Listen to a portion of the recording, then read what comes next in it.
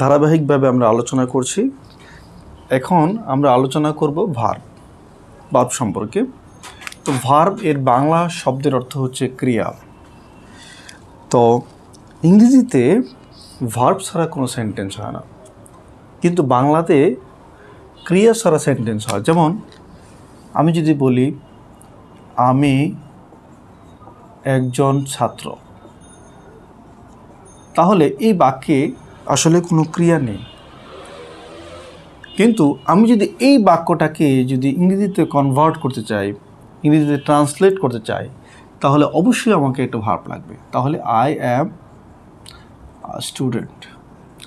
তাহলে এই অ্যাম ছাড়া, অ্যাম ব্যতীত এই বাক্যটা কমপ্লিট হচ্ছে না, বাক্যটা সঠিক হচ্ছে না।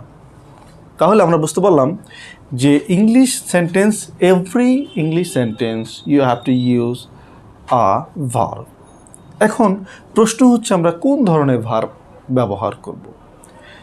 ভার্বের অনেক ধরনের প্রকার রয়েছে। এর ভিতরে প্রধানত ভার্ব দুই প্রকার। একটা হচ্ছে ফাইনাইট ভার্ব আর একটা হচ্ছে নন ফাইনাইট ভার্ব। আসেন আমরা শিখে নিই এটার বাংলা অর্থটা কী।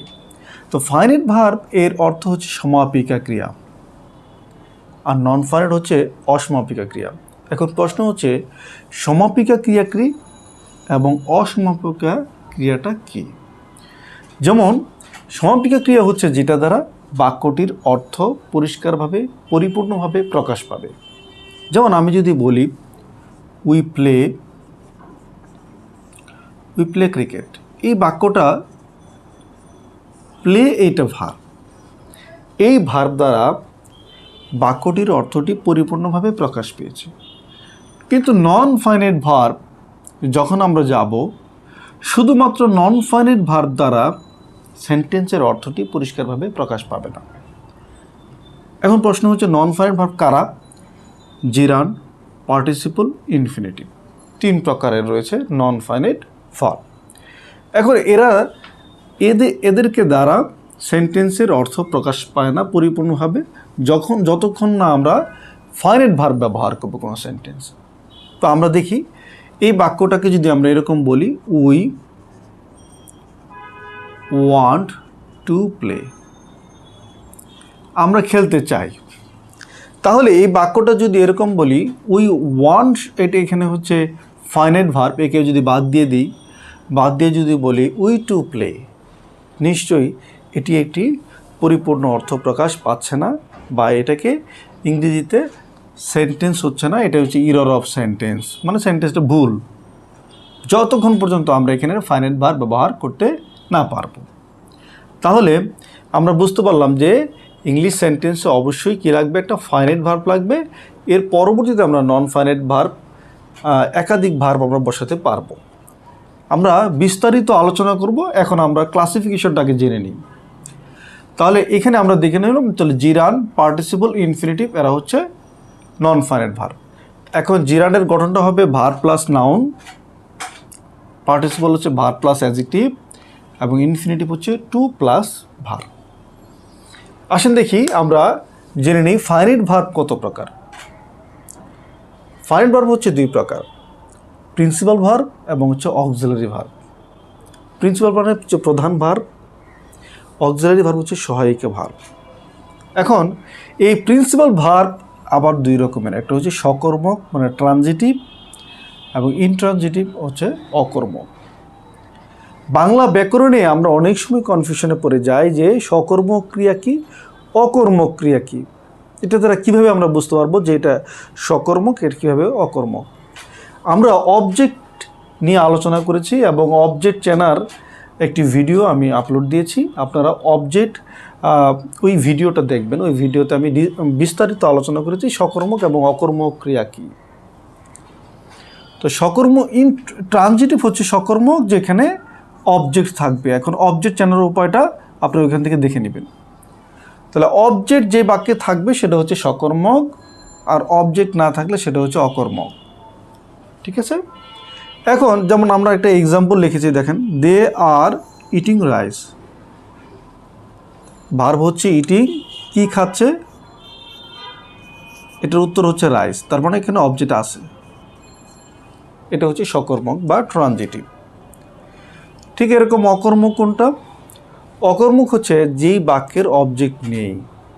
যেমন দ্য গার্ল ইজ স্মাইলিং, বালিকাটি হাসছে। এখন স্মাইলিং হচ্ছে ভার্ব, একে যদি আমি বলি কি হাসছে, কাকে হাসছে, এরকম প্রশ্নই তো করা যাচ্ছে না। দ্যাট মিন্স এখানে আমাদের উত্তর পাওয়ার কোনো সম্ভাবনা নেই। দ্যাট ইজ, এটা হচ্ছে অকর্মক ক্রিয়া, ঠিক আছে, বা ইন্ট্রানজিটিভ ভার্ব। এবং ট্রানজিটিভ ভার্বের প্যাসিভ ভয়েস হয়, ইন্ট্রানজিটিভ ভার্বের প্যাসিভ ভয়েস হয় না, ঠিক আছে। এরপর আমরা দেখব যে অক্সিলারি ভার্ব কত রকমের রয়েছে। অক্সিলারি ভার্ব হচ্ছে 4 রকমের।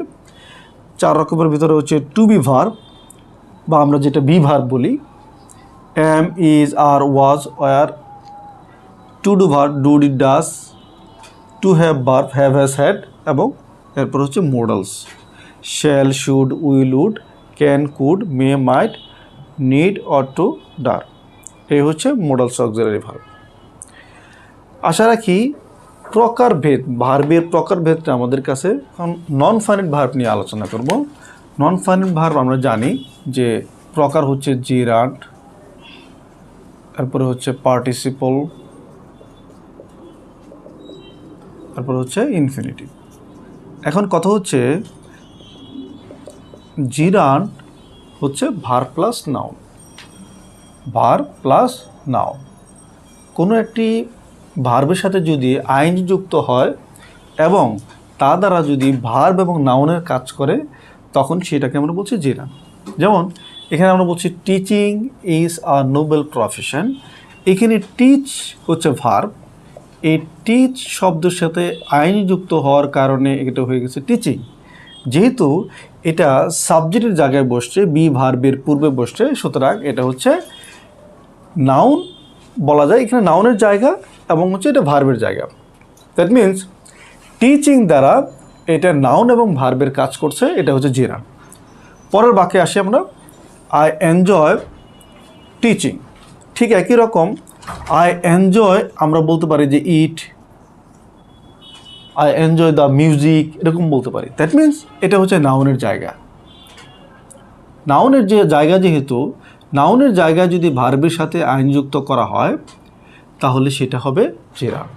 তার মানে এখানে একই সাথে টিচ মানে শিক্ষা দেওয়া এবং প্লাস এটার সাথে আইনযুক্ত করে এটা নাউন এবং ভার্বের কাজ করছে, সুতরাং এটা হচ্ছে জিরান্ড। পরের বাক্যে আসি, walking is good for health. ঠিক এরকম ওয়াকিং হচ্ছে এখানে নাউন বা প্রোনাউনের জায়গায় বসছে, সাবজেক্টের জায়গায় বসছে। সাবজেক্টের জায়গায় বসার কারণে এটা হচ্ছে জিরান্ড হয়ে যাবে, কারণ এটা ভার্বেরও কাজ করছে, ভার্বের সাথে আইনযুক্ত করা হয়েছে, পাশাপাশি এটি হচ্ছে নাউনের কাজ করছে। তাহলে আমরা হচ্ছে জিরান্ড সম্বন্ধে ধারণা পেয়ে গেলাম। এখন কথা হচ্ছে পার্টিসিপল কি। পার্টিসিপলও সেম, এটা ভার্বের সাথে আইনজি যুক্ত হতে পারে অথবা ভার্বের পাস্ট পার্টিসিপল ফর্ম হতে পারে। এখন কত হচ্ছে এটার জায়গা কোথায়? জায়গা হচ্ছে অ্যাডজেক্টিভের জায়গা।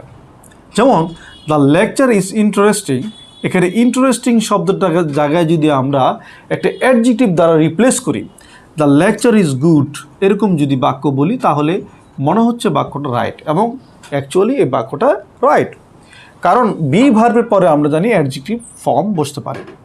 দ্যাট মিন্স এটা হচ্ছে অ্যাডজেক্টিভের জায়গা। অ্যাডজেক্টিভের জায়গায় যখন ভার্বের সাথে আইনযুক্ত করা কোনো শব্দ আমরা দেখব, তখন সেই শব্দটাকে অবশ্যই আমরা বলবো পার্টিসিপল। দ্বিতীয় বাক্যে দেখি, এন্টারিং দ্য রুম। এখানে রুম হচ্ছে কি? রুম হচ্ছে নাউন, নাউনের পূর্বে বসে কি? অ্যাডজেক্টিভ। কিন্তু আমরা দেখলাম এন্টার ভার্বের সাথে আইনযুক্ত করা, দ্যাট মিন্স অ্যাডজেক্টিভের জায়গায় ভার্বের সাথে আইনযুক্ত করা কোনো শব্দ দেখলে সেটা আমরা বলছি কি? পার্টিসিপল।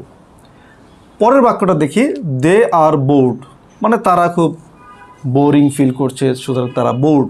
তাহলে এখানে বি ভার্বের পরে কি বসবে? অ্যাডজেক্টিভ বসবে। তো অ্যাডজেক্টিভ না বসে বোর ভার্বের সাথে বোর্ড বসছে, ভার্বের পাস্ট পার্টিসিপল ফর্ম, সুতরাং এটাও হয়ে যাবে কি? পার্টিসিপল। এখন আমরা দেখব ইনফিনিটিভ। ইনফিনিটিভ মানে হচ্ছে টু প্লাস ভার্ব। এখানে ওয়ান্ট, উই ওয়ান্ট, এতটুকু বললে আমরা চাই বললে বাক্যটা কমপ্লিট হয়ে যায়। কিন্তু কি চাই? এতটুকু প্রকাশ করতে আমাকে এখানে টু প্লাস ভার্ব নিয়ে আসতে হলো। তাহলে দুটি ভার্বের মাঝখানে যদি টু দেখি আমরা, বা ভার্বের পূর্বে কোনো ভার্বের পূর্বে যদি টু আমরা দেখি, তাহলে সেটা হবে ইনফিনিটিভ। আমরা এরকম বলতে পারি, হি কেম টু হেল্প ইউ। তাহলে এই বাক্যে দেখেন, কেম বললে সে এসেছিল, এতটুকু বলতে পারি। কিন্তু অর্থ প্রকাশ করার জন্য আরেকটা ভার্ব আমার সেন্টেন্সে প্রয়োজন। কিন্তু একটি সেন্টেন্সে দুটি ভার্ব বসতে পারে না, একটি সিম্পল সেন্টেন্সে দুটি ভার্ব বসতে পারে না। তো দুটি ভার্ব বসাতে গেলে আপনাকে নন ফাইনাইট ভার্ব করতে হবে, হয় ভার্বের সাথে আইন যুক্ত করতে হবে, অথবা ভার্বের টু করতে হবে, অথবা ভার্বের পাস্ট পারফেক্ট ফর্ম করতে হবে। তাহলে এই বাক্যে আমরা অর্থ প্রকাশের স্বার্থে হেল্পের পূর্বে একটা টু বসালাম, কারণ সে এসেছিল তোমাকে হেল্প করার জন্য বা আপনাকে হেল্প করার জন্য। তাহলে এই টুটা বসানো হয়েছে কি ইনফিনিটিভ হিসেবে। আশা রাখি নন ফাইনাইট ভার্ব সম্পর্কে আপনাদের ধারণা ক্লিয়ার হয়েছে। আমরা পরবর্তীতে ফাইনাইট ভার্ব নিয়ে বিস্তারিত আলোচনা করব। ধন্যবাদ।